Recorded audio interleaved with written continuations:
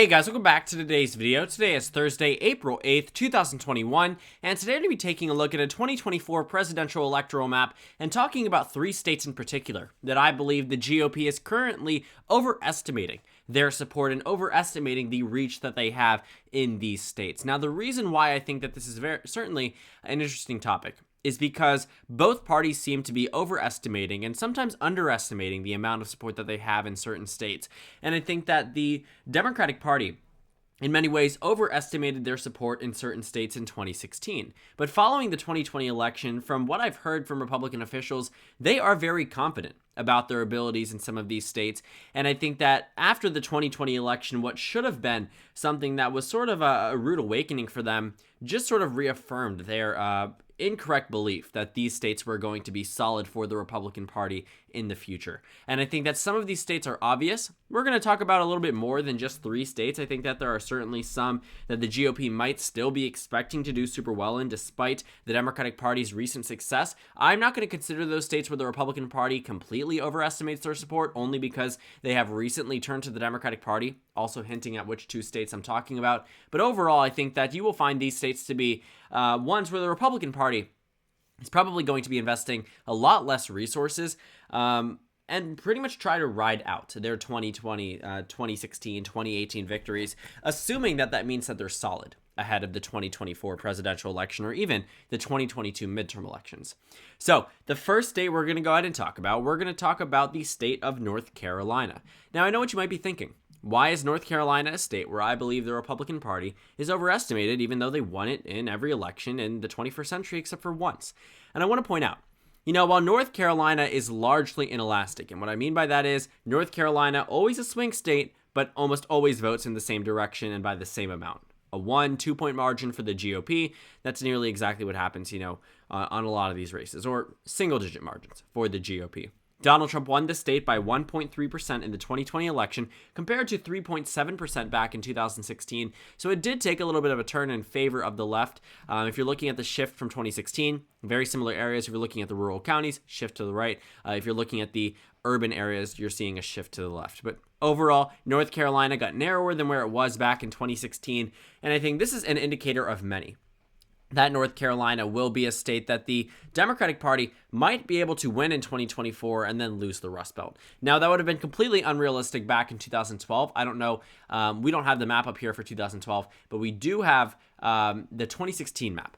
And if you're looking at the states that flipped relative to 2012, you have Wisconsin, Michigan, Pennsylvania, but North Carolina stayed the same. But in 2024, I think that it's very possible that North Carolina does go blue and that Wisconsin, Michigan, and Pennsylvania end up going red.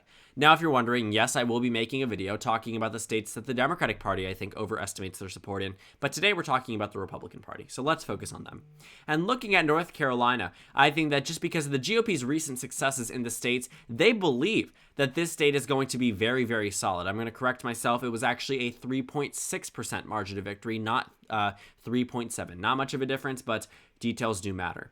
And looking at the 2-point shift here in favor of the Democratic Party, if it shifts 2 points in 2024, the Democratic Party wins North Carolina.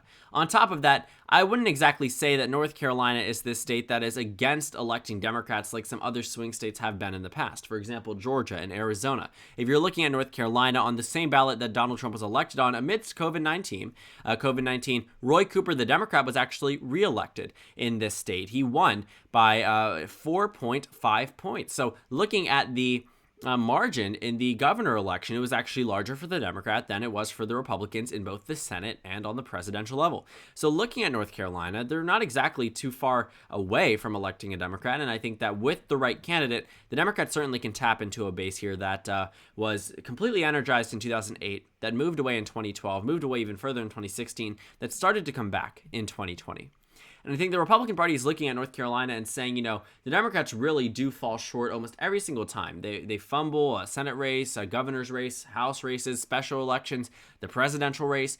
But at the same time, I think the Democrats have potential. And given that the state is increasing, mainly due to a surge of minority voters entering into the state is only going to become more Democratic. The state is becoming more and more diverse, specifically having a larger black population in the state, which in turn drives the state to the left. So North Carolina, I think the GOP is overestimating the amount of support they have currently in that state, and will rely on it potentially for victories in the future, but there could be some surprises the same way that Georgia and Arizona went in the 2020 election. So 16 electoral votes out of the state of North Carolina. Let's move on to the second state, another state where I believe that the GOP is overestimating the amount of support that they have in the state.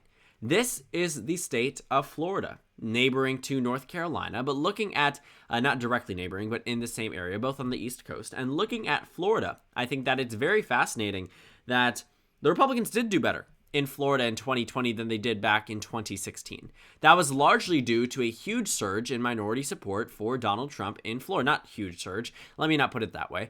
A huge surge in certain counties, specifically Miami-Dade County. That was a combination of both white voters and minority voters moving together, specifically Hispanic voters. But when I say tremendous type of shift, I was over exaggerating. We're talking about, yes, a monumental shift, one that was notable. Maybe not, I'm going to stop saying these large terms because I use them normally to characterize certain shifts. I don't mean to use it in Florida, so I'm misspeaking right now when I mean to characterize that. We are seeing shifts in favor of Donald Trump, enough that the state did shift around 1.5%, 1.6% in favor of Donald Trump. But just looking at Miami-Dade County specifically, and a lot of these counties, pretty much they moved to the right. They moved to the right because Donald Trump was winning more minority voters, but there wasn't this huge and drastic shift in the entire state, more specifically amongst Hispanic voters, but it was not something that was reflected on the national level. Yes, Donald Trump did better amongst minority voters in 2020 than he did in 2016, but it's not enough to say that he came close to winning the Hispanic vote. Even in Florida, that he came close to winning the black vote, that he came close to winning the Asian vote, Pacific Islander vote, whatever it is, really. Just looking at the shift here, nationwide, it wasn't large. In Florida, it seems a little bit larger, but it's only amongst the Hispanic population in the state of Florida. Obviously, certain demographic groups did change a little bit, but the main one and the driving factor as to why Florida got redder was because of Hispanic voters, specifically in Miami-Dade County and counties very similar to it. Broward County with 1 million voters, Miami-Dade County with 1 million voters. You have Henry County, Palm Beach County, a lot of counties here that went to the right versus a few that actually did go to the left, which is why Joe Biden was able to do a little bit better in certain regions of the state, which gave a little bit of a conflicting result on the 2020 election night. But we knew who won Florida by the time the Miami-Dade County results had started to pour in. And I want to point out Miami-Dade County in particular, because despite it being a record-breaking turnout election year, in 2016, Hillary Clinton received more votes than Joe Biden in Miami-Dade County. You might be thinking, well, is Miami-Dade County, just less voters in 2020? Is that why Hillary Clinton did better? The answer is no. If you're looking at the amount of votes that Hillary Clinton won, 624,000. But the main thing is the amount of votes that Donald Trump got, 333,000. In 2020, Joe Biden received 617,000. Okay, a reduction of around 7,000 votes. But if it was to be lower turnout, I guess that sort of makes sense. But the thing is, it wasn't lower turnout. It was tremendously higher turnout. Instead of 333,000 votes, Donald Trump received 532,000 votes, nearly 200,000 votes more, with Joe Biden reducing compared to Hillary Clinton. That's what drifted the state to the right. That's what made Florida a redder state. But it's by no means a red state.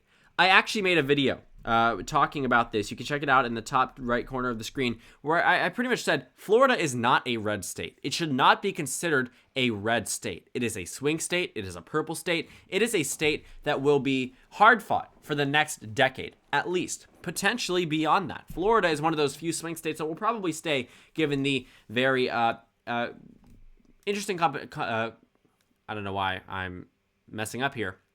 Composition and demographic breakdown in the state. But Florida, I'm not going to go ahead and say that the GOP is going to win here every single time. And I think that the Republican Party loves to bring up the fact that Florida went red back in 2018. Florida went to the Republicans on the Senate level, went to Rick Scott by, keep this in mind, 0.2%, and then went to Governor Ron DeSantis by 0.4%. And you're looking at it, surface level, oh, Florida's red on both levels in a Democratic wave year. Doesn't that mean Florida is inherently a red state? Well, first things first, if you thought North Carolina was inelastic, look at Florida. Florida is 100% inelastic to wave years. They don't have super significant shifts just because the Democratic Party did better in this year versus the Republican Party as a whole. Florida is always a swing state. Florida will always have some type of competitive race. There are sometimes popular incumbents who are able to ride a wave and ride into victory with large margins, but the Republican Party's minuscule victories in 2018 I don't think are a large indicator that should be painting the state in a red fashion. That looking at 2016, looking at 2020, looking at 2018, yes, it went red, but it's not a red state. It sounds weird to say, but the margins do matter. That 1 point margin in 2016, that's an indicator. The less than a half percentage margin in both the Senate and governor election, I think is important to note. You can't neglect things like that because that means the next election, you will be too confident about where you stand currently in Florida. And while Donald Trump certainly had a stellar performance, Florida being one of a few states that actually went more for Trump in 2020 than it did in 2016, you still have to realize that it's still a swing state. Despite it swinging to the right, it was only won by 3.3%. For reference, Joe Biden won the state of Michigan by roughly the same amount. He was able to do better in Colorado, New Mexico, and Virginia, and Minnesota, and New Hampshire than Trump was in Florida. So I don't think it's fair to characterize it as a red state. And looking at the election results in 2014 as well, spoiler alert, despite it being a very good year for the GOP, Rick Scott, the incumbent at the time, only won by 1.1%.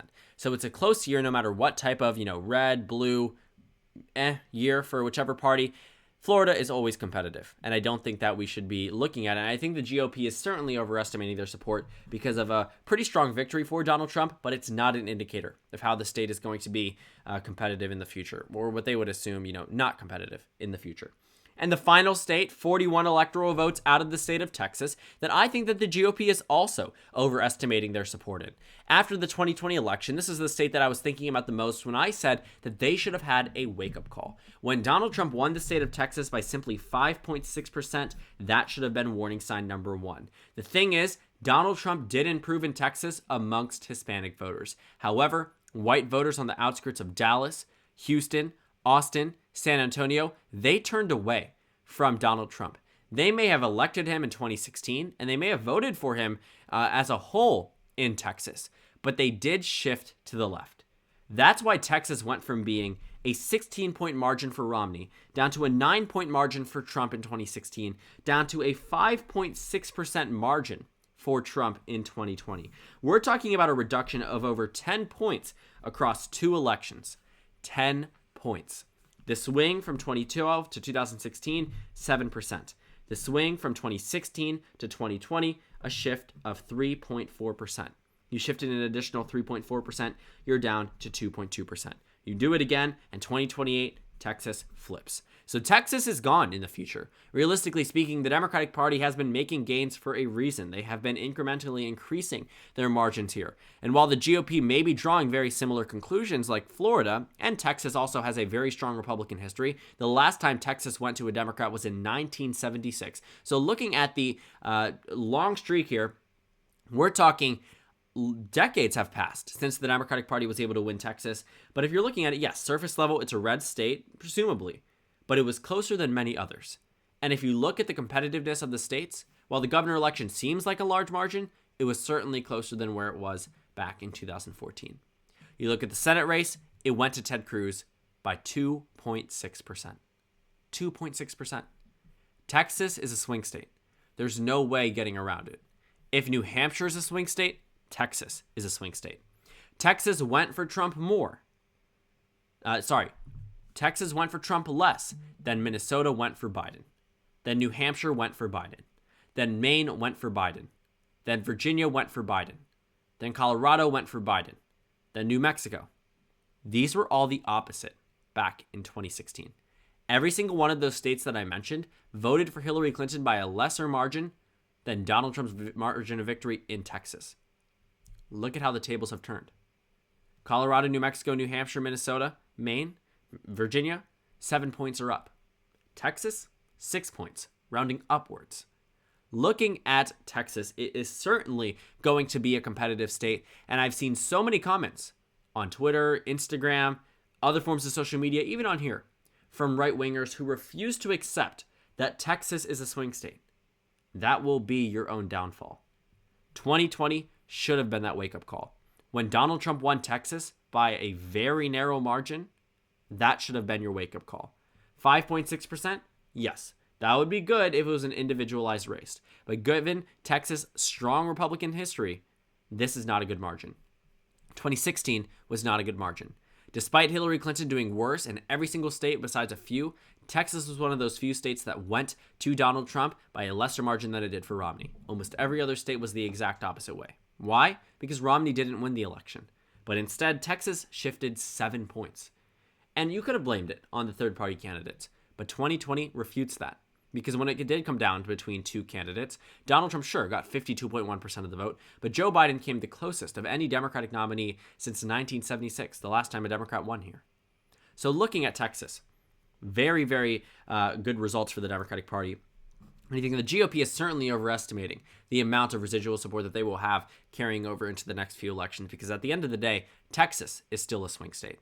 And those final two states I wanted to bring up were Georgia and Arizona. And while I'm not going to characterize them officially as states that the GOP overestimates, maybe I'll put them here just as lean states so you can see there's a different characterization. I want to say the GOP seems to be very confident in their ability to win back these states in 2022 and in 2024. But I can tell you now, these states are only starting their long trend of voting for the Democratic Party in the Senate level, on the governor level, on the House level, and of course on the presidential level. So right now, I think the GOP needs to do a lot of reflecting, needs to focus on the states they won in 2020 and expand on that rather than completely going on the offense. Because what I've heard from Rick Scott, I've heard from Mitch McConnell, I've heard from many top Republicans, that they are very confident about their abilities to hold on to states such as Florida, North Carolina, Texas, and pick up opportunities in Arizona and Georgia, despite there being no clear evidence that these states are solid for the GOP. The Republicans have gotten lucky in years past, but that does not mean that it's a safe state and not at all an indicator for really much at this point. So thank you guys so much for watching this video. Make sure to comment down suggestions below. Subscribe on the left if you haven't already, and check out the Instagram and Twitter. At the bottom left of the screen, there's also a Discord server for you to go ahead and join. On the screen, there's a video you can watch and then a playlist for my post-2020 election analysis videos. Again, thank you guys so much for watching, and I will see you all tomorrow.